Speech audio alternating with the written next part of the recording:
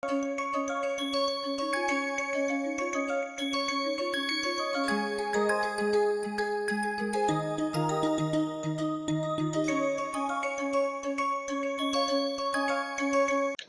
in the previous module, which was rather short, we got understanding of what is Reynolds analogy. Now we are going to go to actual engineering, how these concepts that we have learned in the last several lectures.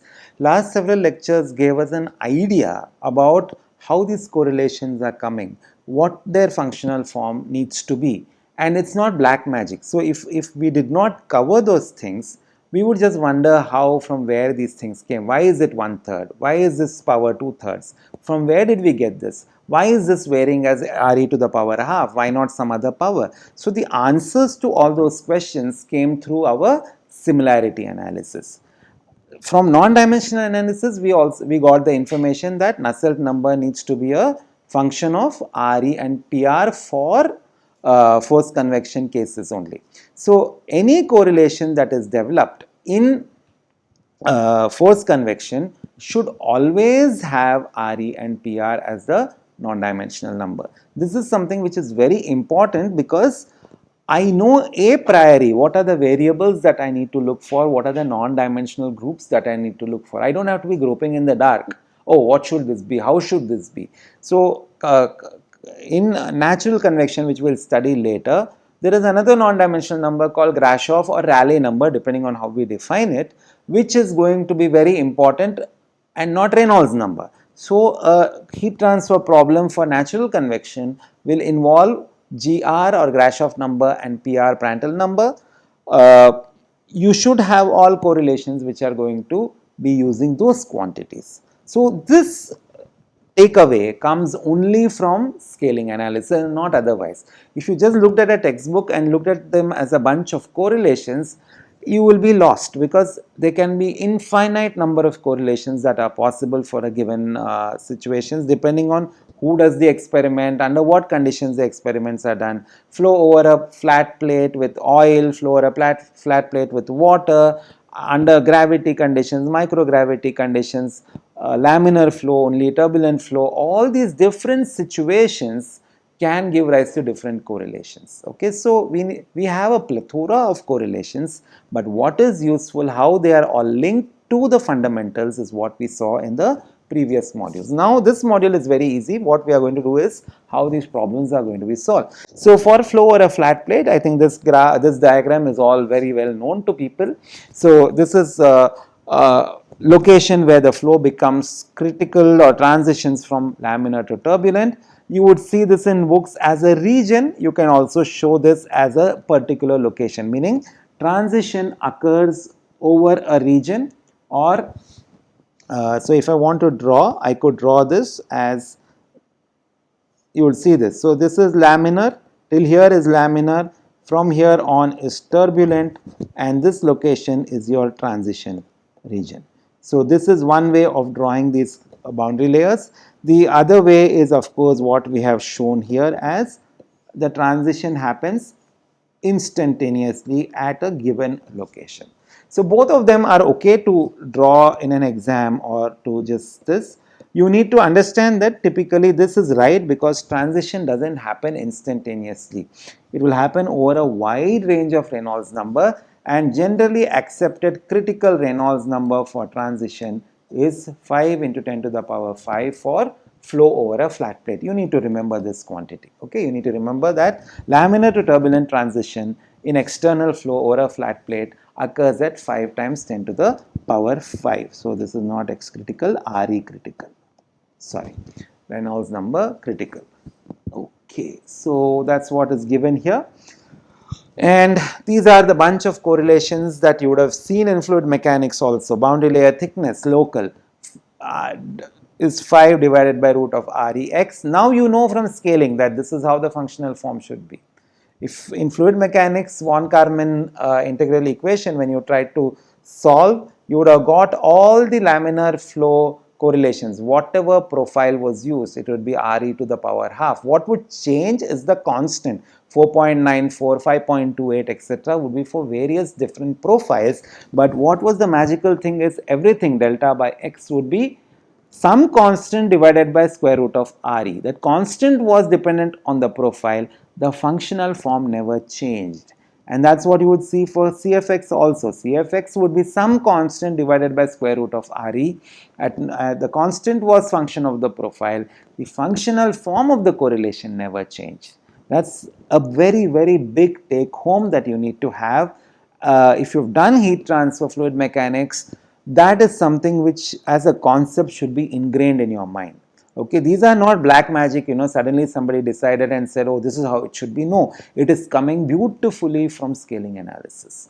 Okay, similarly for turbulent flow, it's delta by x is some constant to Re to the power minus 1/5, and Cfx is also that power.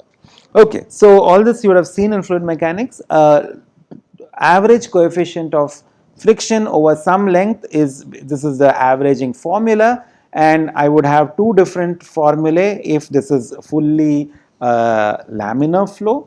If it is turbulent flow, for example, if I want to just show this to you as a problem, so if I have flow over a flat plate and this is where the critical Reynolds number occurs, so flow here till here is laminar and from here on is turbulent.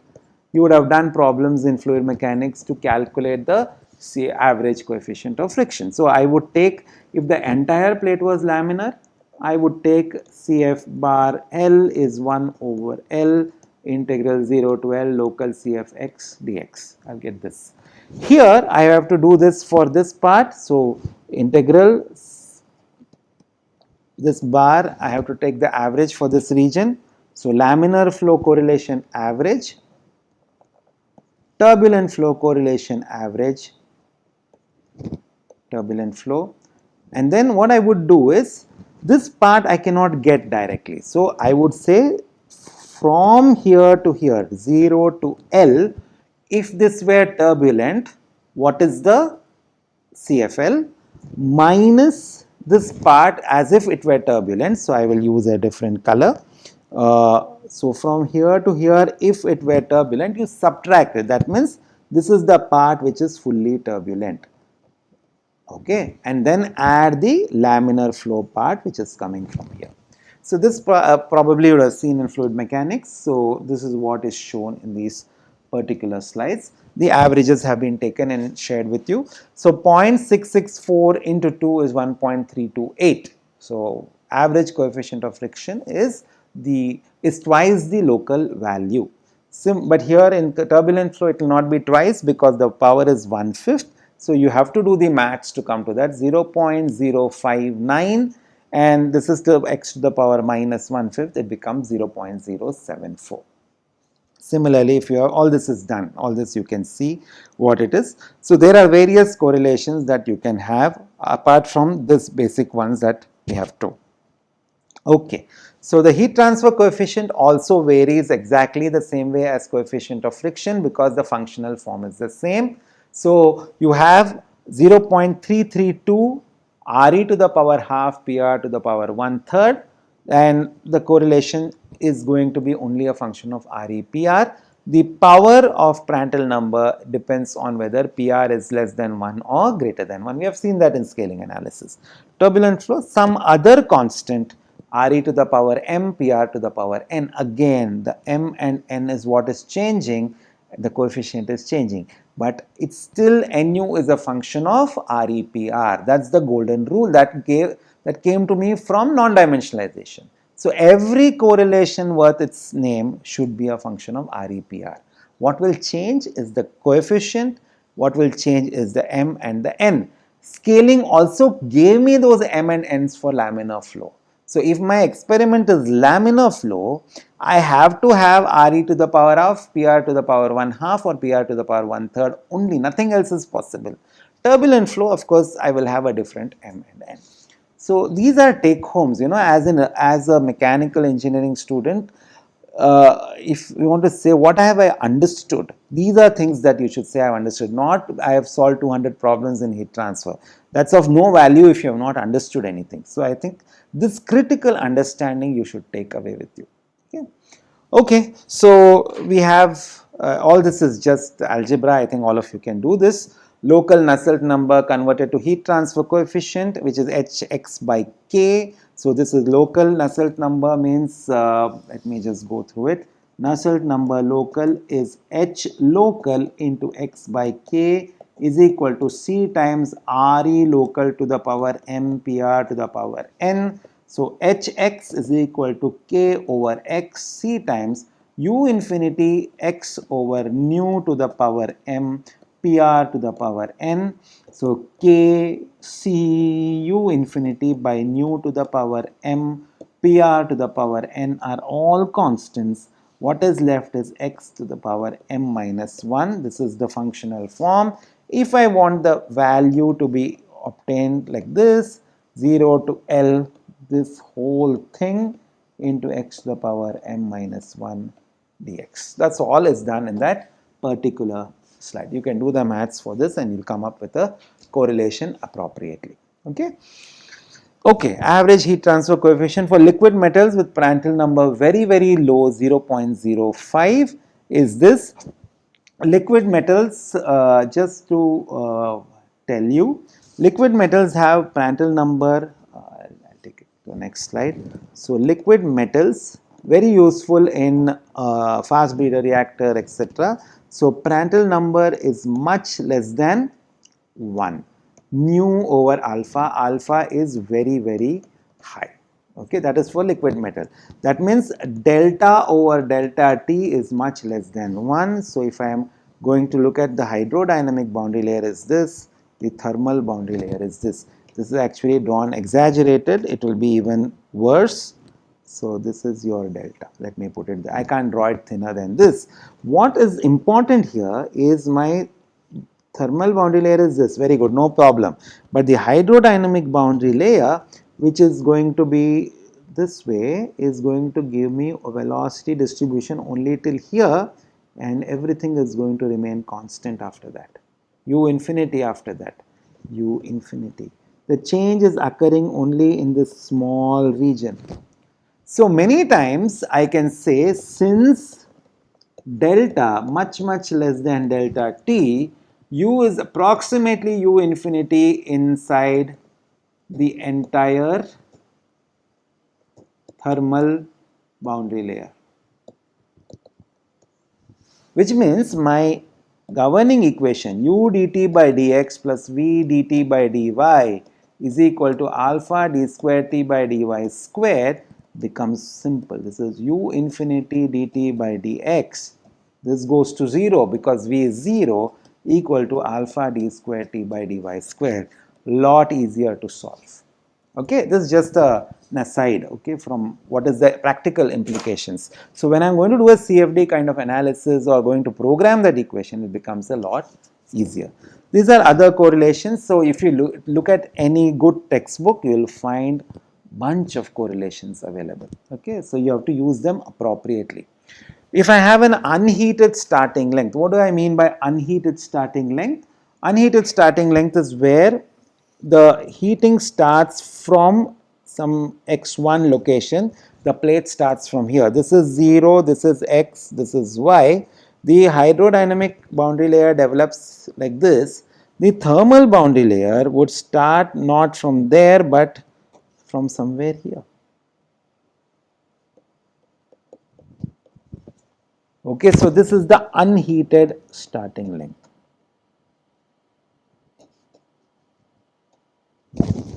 Okay, so for such cases, there is a formula or a correlation which has been developed. This is analytically obtained actually. So you can, for constant wall heat flux case, this is your correlation for laminar flow. Okay, this one what is seen here is the correlation for laminar flow, and for turbulent flow it is something far more complicated. This you don't have to remember anything. Please do not waste your time remembering all these things. Just understand that zeta is your unheated starting length location that is going to factor here. And okay, so we have a couple of problems which we will solve. And these concepts will become clear how to use them. So engine oil at 60 degrees centigrade flows over the upper surface of a 5 meter long plate whose temperature is 20 degrees C and with a velocity of 2 meter per second. Okay. Determine the total drag force and the rate of heat transfer per unit width of the plate. So I have been given a plate which is 5 meters long. Per unit width you need to do the calculations. Wall temperature is 20, surface temperature is 20, engine oil is flowing at 60 degrees. So heat is flowing from the oil to the plate. You want to calculate the total drag and the Q. So the flow is steady, constant properties which have been taken at oil temperature plus wall temperature by 2, which we call as film temperature. That's been written here at the bottom of the slide. Critical Reynolds number for transition is 5 into 10 to the power 5, that we are assuming and proceeding with the calculations. So if I want to see whether the flow is laminar or turbulent, please remember the procedure is identical to what was done in fluid mechanics. Nothing new till drag force calculation. The new part is only in the H calculations. So Reynolds number at the end of the plate, x is equal to L. If that is laminar, the flow is laminar throughout. If the Reynolds number at the end is turbulent, then somewhere along the length of the plate the flow has become turbulent. We need to be aware. So if you calculate rho u infinity L by mu, it's coming 41,322, which means at the end of the plate it is 41,000. Everywhere it's going to be less than that because x is smaller than L. It's going to be laminar throughout, and coefficient of friction average is CFX. CFL bar is 1.328 divided by Reynolds number. That's coming from where? It's coming from here, this one. Okay, so CFL, which is the average coefficient of friction, is that number, and that's been calculated. So drag force is CFL into 1/2 rho u infinity squared times area, because that is the definition of drag force. So FD divided by 1/2 rho u infinity squared. So F divided by A is shear stress. Shear stress divided by 1/2 rho u infinity square is the coefficient. That's what we have used here. It comes out to be 57.23 newtons. Now Nusselt number is HL by K. We are looking at average value because the question asks you to calculate quantities over the entire length of the plate, which means it's an average quantity. The word over is very important. Okay, so I need H. So I have a correlation because the flow is laminar. I have a correlation which is there for Prandtl number of the fluid, which is going to be 2870, much greater than 1. You see this correlation, it's come from, let me just look a bit here. So this, you have correlations for laminar flow, turbulent flow, everything here. Okay. So using that correlation, getting Nusselt number, getting heat transfer coefficient. This is L, it's missing in the image. K, HL by K, so I am bringing the L here. This is 5 meters.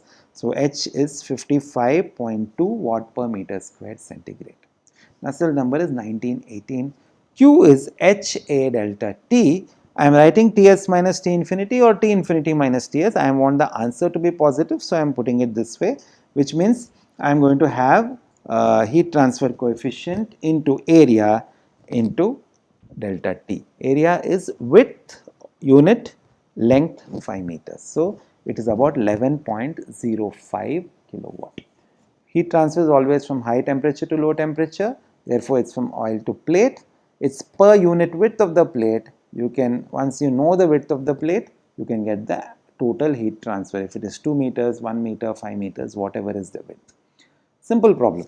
Now we have very important concept of flow around a cylinder. We'll spend some time on it. Next, a few things are just numerical problems. It's not a big deal. So I will spend about 5 to 7 minutes on this slide and then we will go further. So you've seen in fluid mechanics flow around a cylinder. What happens for flow around a cylinder? You have what we call as the stagnation point. This is a cylinder in cross flows. For cylinder or sphere in cross flow, this is your U infinity, T infinity. The fluid comes to rest here. This point A is called as stagnation point. After this point, the boundary layer would grow like this.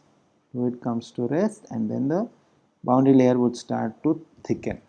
Now we know from flow over a flat plate, when the boundary layer is growing, what is happening to the coefficient of friction, etc.?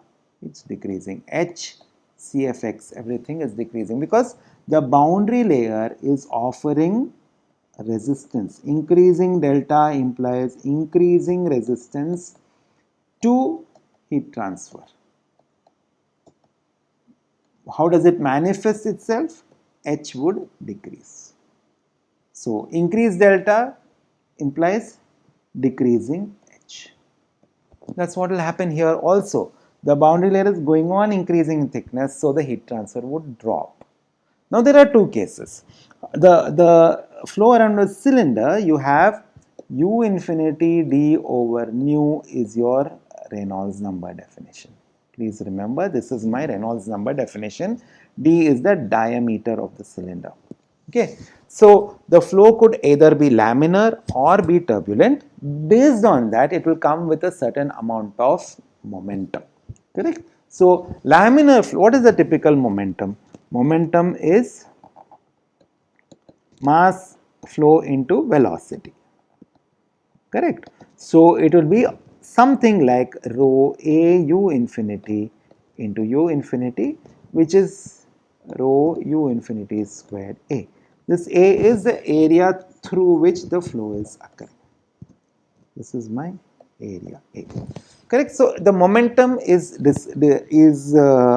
fixed by the velocity of the free stream u infinity. So, turbulent flow inherently would have a larger momentum as compared to laminar flow. So, now let us see what happens.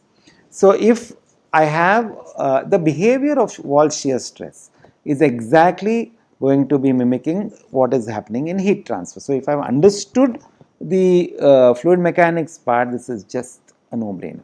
Okay. So, let us say we are looking at cases where the flow is laminar and cases where the flow is turbulent. So, you start off with a high value of Nusselt number, which is at the stagnation point. That's because the boundary layer is going to be of 0 thickness. So, this point O, stagnation point, starts off with H high value. So, that is what you will start, and as the boundary layer grows, the H would decrease. H as a function of theta or X, whatever you want to call. The dimensions are given like this. So, this is X and this is your theta. So, theta is, as theta changes, the location on the surface of the cylinder or the sphere is changing. So, X is also changing. So, the Nusselt number is relatively high at the stagnation point. It decreases with increasing theta. The theta is missing here as a result of thickening of the boundary layer. Now, we are talking of the case where the boundary layer, the Nusselt, the Reynolds number is in the laminar flow region. So, Reynolds number is defined as u infinity d by nu. So, it's as long as it is laminar, you will follow the first or the second curve here, which is shown here. Nusselt number reaches a minimum for at about 80 degrees, which is the separation point of laminar flow. So, what is flow separation? I think all of you know what is flow separation. We would have the fluid which is doing this. The boundary layer would start to deviate, go away from the wall. So, this point theta is what is the separation point. This is your surface and this is my 0 stagnation point. As my X is growing or theta is growing, somewhere here flow would separate. That means it will lose contact with the wall. Okay, it will lose contact with the wall. That means you would have dP by dx. Sorry. Oops. You would have dP by dx would be greater than 0, adverse pressure gradient would be setting in and the flow would separate at this location. Okay, that means the flow is not in contact, no boundary layer, nothing. You cannot solve those problems using boundary layer approximation. The boundary layer concept will be valid only till the region the flow doesn't separate, which is this part. Okay, so because of separation, there will be a complete, I mean, this is the point where you would have a minimal heat transfer, and then afterwards, because of the wake region, things will start to mix and you would have a slight increase in the heat transfer. Now, if you look at the turbulent case, the curves on the top represent turbulent case. We have two minima. One is where the first minima is where the laminar region ends and you have transition to turbulence. We saw this here also, this jump in the heat transfer coefficient. This jump was because of transition to turbulence. Good mixing, everything is nice and well mixed, the heat transfer becomes better. When you stir a cup of coffee, the temperature becomes more uniform, things are good. So this is what happens here also. Your flow becomes turbulent, it transitions to turbulence because see, inherently the flow had higher momentum. It came to rest at theta equal to 0 and then it's picking up. So it will transition to turbulence locally, and that will cause a sharp increase in the Nusselt number or the local heat transfer coefficient. Okay, then again because the thickening, you will see a decrease. So there will be two decreases, both because of thickening, but the increase would have happened because of transition to turbulence, and then the second minima at about 140 degrees is when the flow will separate. Note, turbulent flow will separate at a farther downstream location. So if this is my curved surface, turbulent flow will separate somewhere here. So I would have transition to turbulence here and then separation somewhere here. Separation here, transition here. That depends of course on the Reynolds number. And Reynolds number means incoming momentum, u infinity. So these two locations, so you will see a rise. So drop in h here, then a rise here, and then a drop progressively, and then this one. I'm just showing it qualitatively. This could drop even more. Doesn't matter what it is. So this is transition to turbulence. This is delta increases causing these two, and then this is separation.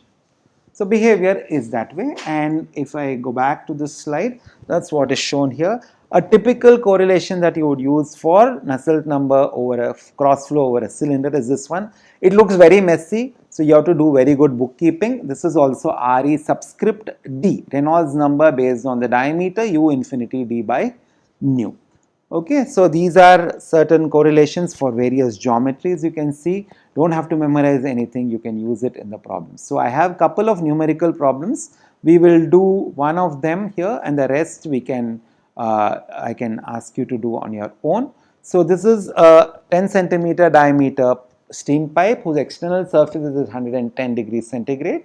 It is passing through a room which is not protected against winds. So find the rate of heat loss when the velocity of air is 8 meter per second and it's at atmospheric pressure and has a temperature 10 degrees. So it's a very standard problem of flow around a cylinder. Surface temperature is given, fluid temperature is given, velocity is given. Steps are the same: Reynolds number, Prandtl number from the table, Nusselt number using the appropriate correlation, heat transfer coefficient, and then Q. That's all is the procedure. So if I want to write this procedure, you would have given geometry. So I will know my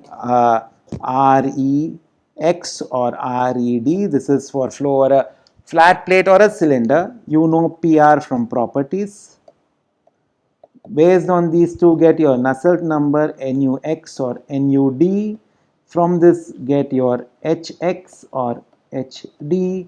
From this, get your Q. That's it. This is the procedure. So let's look at it very quickly. You have Reynolds number. This should be subscript D again. Sorry about this. This is Re subscript D because this should be the same as what is here. We have assumptions, steady state operating conditions. Radiation effects are negligible. Air behaves as an ideal gas. Properties are taken at film temperature. So calculate Reynolds number, use this correlation. It's a nasty looking correlation. Get Nusselt number. get your heat transfer coefficient, which is Nu is equal to Hd by K, got the H, area is pi dl, Q dot is H into A into delta T. This is Ts minus T infinity. The thing was cut paste from the previous problem. So Ts is 110, T infinity is 10, so 110 minus 10. So please make this change also here.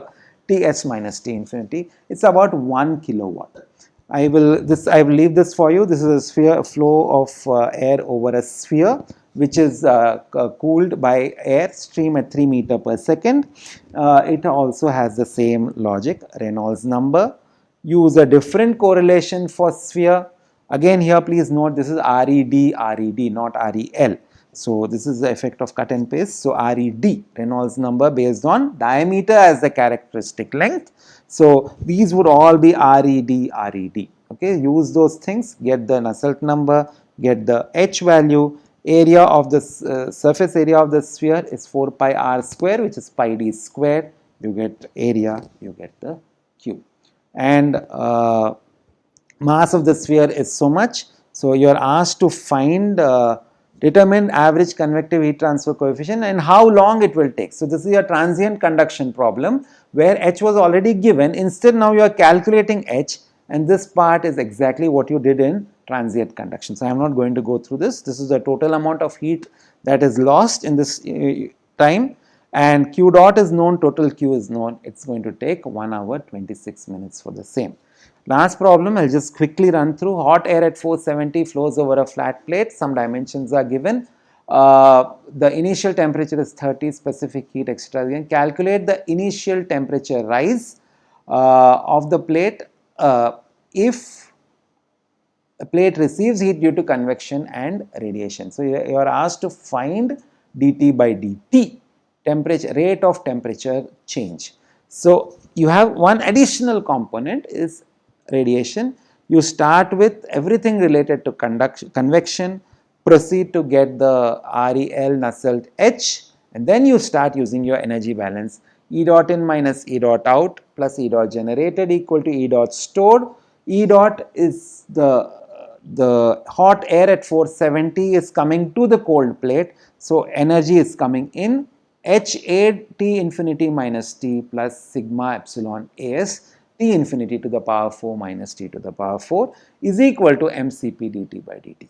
Put all this, get the gradient. This is the initial gradient because at T equal to 0, T equal to Ti. This is not the value which is going to remain constant, it is going to change with time. Please remember that this is the initial rate of change of temperature of the plate. Okay, so with this we conclude the external flow part. I have rushed through these two problems. I urge you to look at the slides and solve them individually. Of course, if you go to any classical textbook, there will be a whole lot of problems that you can solve and get a feel for how to do these calculations. Thank you.